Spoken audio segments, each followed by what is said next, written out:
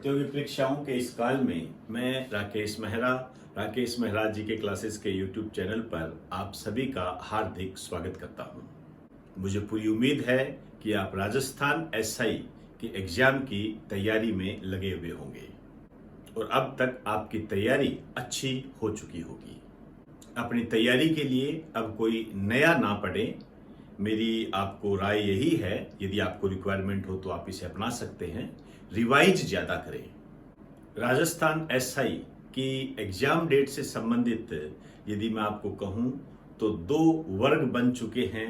एक वर्ग ये कहता है एग्जाम होने चाहिए, एक वर्ग ये कहता है एग्जाम नहीं होने चाहिए। इस दिशा में कई ग्रुप धरना प्रदर्शन भी कर रहे हैं। इस तरीके की सूचना आप निरंतर अखबारों में पढ़ भी रहे होंगे। कोई एग्जाम चाहता है, कोई एग्जाम नहीं चाहता है। इन दोनों के बीच में आपसे मैं यही कहना चाहूंगा कि आप अपनी तैयारी को निरंतर रखें। मैं पहले भी आपको कह चुका हूं, यदि आपकी तैयारी नहीं हुई तो इसका खामियाजा केवल आपको ही भुगतना पड़ेगा। कोई बोर्ड या आयोग इस संबंध में कोई खामियाजा नहीं भुगतेगा। बोर्ड या आयोग को इससे कोई प्रभाव नहीं पड़ेगा। इसका जो हानिकारक प्रभाव है ये आपको ही भुगतना पड़ेगा। इसलिए अपनी तैयारी को निरंतर रखें। आपकी तैयारी की दिशा में मैंने अपने अनुभव के आधार पर आपको रिवीजन के लिए इंडिया एंड वर्ल्ड जीके के कुछ टॉपिक दिए थे। इसी दिशा में आज मैं राजस्थान जीके के कुछ टॉपिक रिवीजन के लिए आपको बताने जा रहा हूं। ये जो भी टॉपिक मैं आपको बता रहा हूं इनमें 99% क्वेश्चन आने के चांस होते हैं। आप ये ना समझना कि ये टॉपिक कम है। देखिए, आपके पास जितना भी समय सीमा है उस समय सीमा में यदि आप इनको रिवाइज कर लेते हो तो मुझे ऐसा लगता है कि आप कंपटीशन की लाइन में आ जाते हो। और ध्यान रहे, मैं यहाँ रिवाइज की बात कर रहा हूं। मैं ये मान के चल रहा हूं कि आपने ये टॉपिक पहले कर लिए हैं। इसके अलावा करंट से संबंधित जो महत्वपूर्ण टॉपिक है उसे मैं आज इवनिंग में या कल मॉर्निंग में अपलोड कर दूंगा। आप अपनी रिक्वायरमेंट के आधार पर इसे देख सकते हो। मैं जो भी आपको टॉपिक उपलब्ध करवा रहा हूं, चाहे वो इंडिया एंड वर्ल्ड जीके के हो, चाहे वो राजस्थान जीके के हो या करंट जीके से संबंधित हो, ये मेरे अनुभव के आधार पर है। यदि आप इसे अपनी तैयारी में इंप्लीमेंट करना चाहते हो तो ये आपकी अपनी रिक्वायरमेंट है। इसके लिए आप बाध्य नहीं हो।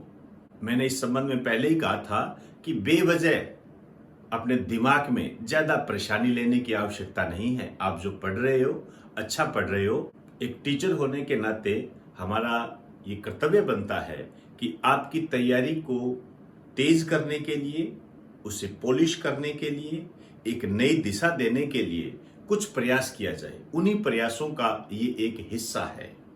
इसलिए अपने दिमाग को बैलेंस में रखें और रिवीजन पर ज्यादा ध्यान दें।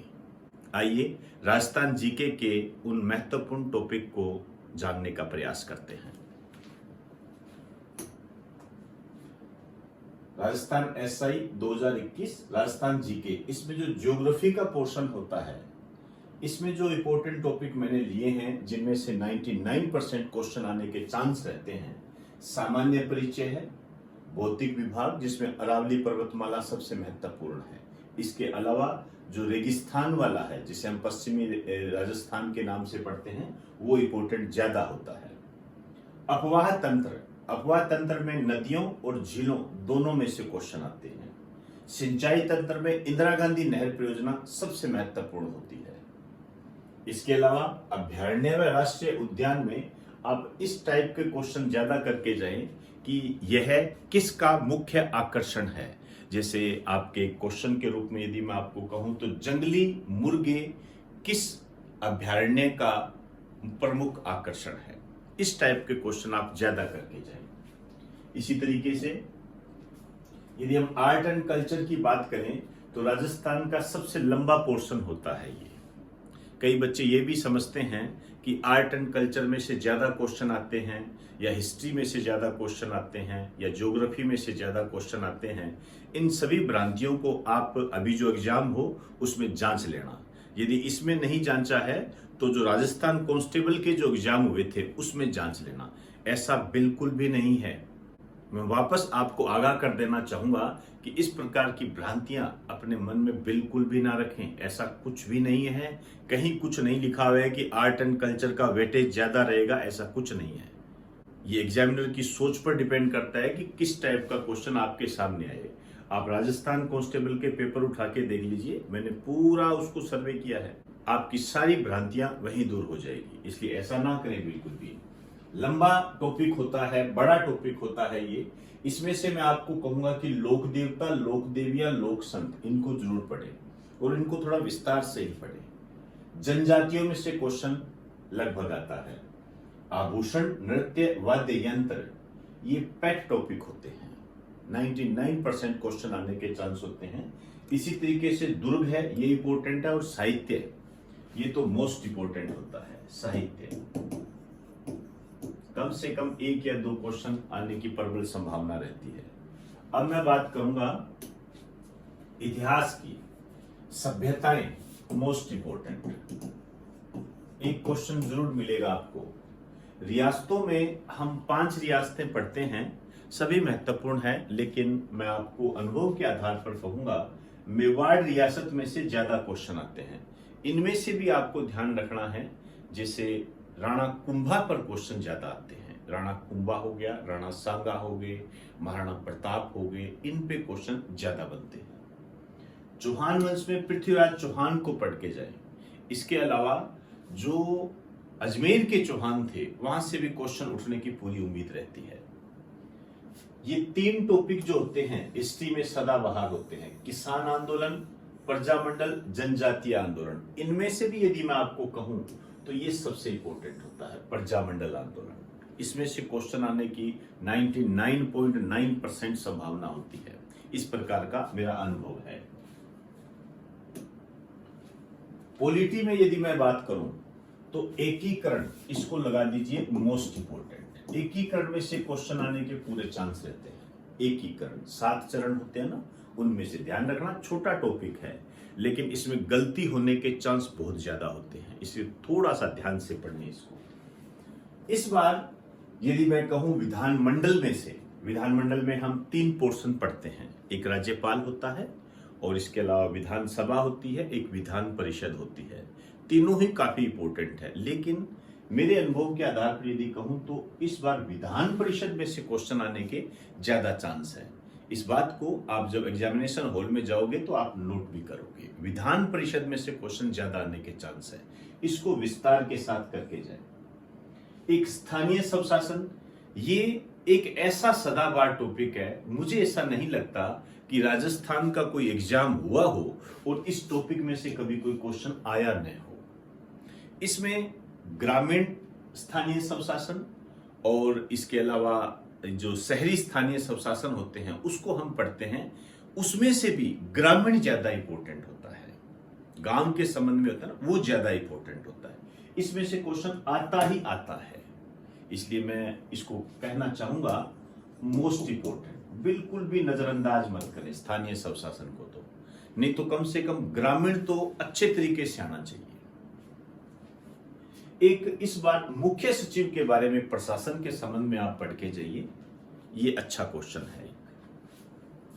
मुख्य सचिव के रूप में यदि मैं कहूं तो सचिवालय आता है इसके अंदर, जैसे मुख्य सचिव के कार्य क्या है, और इसके अलावा मुख्य सचिव, शासन सचिव, अतिरिक्त मुख्य सचिव, इस टाइप के जो आप पढ़ते हो ना सचिवालय में, उसमें क्रम से व्यवस्थित करवाता है, वो पता होना चाहिए। इकोनॉमिक्स के अंदर जनगणना सबसे इंपॉर्टेंट है, मोस्ट इंपॉर्टेंट। कम से कम 2 क्वेश्चन आ जाते हैं इसके अंदर, नहीं तो एक क्वेश्चन तो 100% आता है। इस प्रकार का मेरा अनुभव है। कृषि व पशुपालन इंपॉर्टेंट है, और ये जो टॉपिक है इसको टिक कर दीजिए, मोस्ट इंपॉर्टेंट है ये। ऊर्जा स्रोत, ऊर्जा स्रोत में नवीनीकरणीय स्रोत, गैर नवीनीकरणीय स्रोत, इस प्रकार के जो क्वेश्चन आपके आए हुए हैं। सौर ऊर्जा पर थोड़ा ज्यादा ध्यान दें। अब मैं जो बात करने जा रहा हूं वो है आपके एग्जाम की, चाहे राजस्थान एसआई हो, चाहे राजस्थान पटवारी हो, चाहे आरएएस हो, उसका बैकबोन क्या है। बैकबोन का मेरा मतलब ये है मेरिट तय कौन करता है। बैकबोन का मेरा मतलब है मेरिट कौन तय करता है? मेरिट तय करती है आर्थिक समीक्षा, इकोनॉमिक सर्वे। यहां से क्वेश्चन उठता है।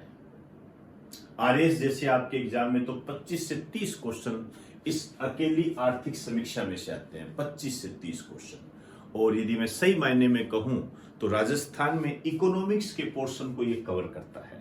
ये गवर्नमेंट की बुक होती है। इस बार ये कोविड-19 के कारण ये ऑनलाइन ही आई थी, आप कह सकते हो कि वर्चुअल थी ये। इसमें क्या हार्ड कॉपी नहीं दी गई, लेकिन मार्केट में इसकी फोटो कॉपी मिलती है। इस आर्थिक समीक्षा में मैंने आपको वैसे तो कई वीडियोस आपको YouTube पे फ्री ऑफ कॉस्ट उपलब्ध करवाए हुए हैं, आप अपनी रिक्वायरमेंट के आधार पर देख लीजिए। इसके अलावा मैं देखिए, आज मंडे है, ट्यूसडे, वेडनेसडे, बुधवार तक इस संबंध में कुछ पॉइंट्स या आप कह सकते हो इंपॉर्टेंट फैक्ट्स उपलब्ध करवाऊंगा। आपको यदि रिक्वायरमेंट हो तो आप उन्हें देख लीजिए। बहुत कम, आप कह सकते हो डिटेल में तो आपको करवा चुका हूं मैं, ऑनलाइन भी करवाई थी मैंने, ये ऑफलाइन भी करवाई थी मैंने।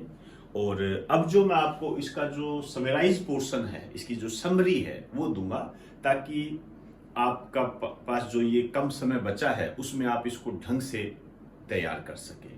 तो मंडे को, ये मैं ज्यादा मंडे तो नहीं कहूंगा, लेकिन ट्यूसडे या वेडनेसडे को आपको ये उपलब्ध करवा दूंगा। बहुत कम पॉइंट जो एग्जाम में आने की संभावना पूरी रखते हैं, बहुत कम पॉइंट, उसकी बात कर रहा हूं। आंकड़ों का जाल होता है ये, आंकड़ों के जाल में उलझने की आवश्यकता नहीं। आपको जो भी बताऊं आप उसको कर लेना, आप मान के चलना, आपको समस्या नहीं आएगी। बस आंकड़ों के जाल में मत उलझना।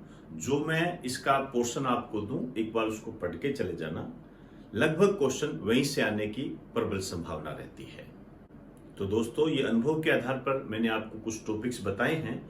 आप अपनी रिक्वायरमेंट के आधार पर इसे देख सकते हो, नहीं तो जो आप तैयारी कर रहे हो उसे आप निरंतर करते जाइए, आप अच्छा ही कर रहे होंगे। इस संबंध में मैं आपके उज्जवल भविष्य की कामना करता हूं और आप अच्छा पेपर करके आएं, अपने लक्ष्य को प्राप्त करें, अपने माँ बाप के सपने को पूरा करें। यही मेरी प्रबल इच्छा है और आपको मेरा शुभ आशीष है। करंट जीके के संबंध में मैं जो टॉपिक है ये आज इवनिंग में या कल सुबह आपको उपलब्ध करवा दूंगा। तो दोस्तों, आप इन टॉपिक्स को रिवाइज करें और अब मैं आपसे इजाजत चाहूंगा। आप सभी को मेरा नमस्कार।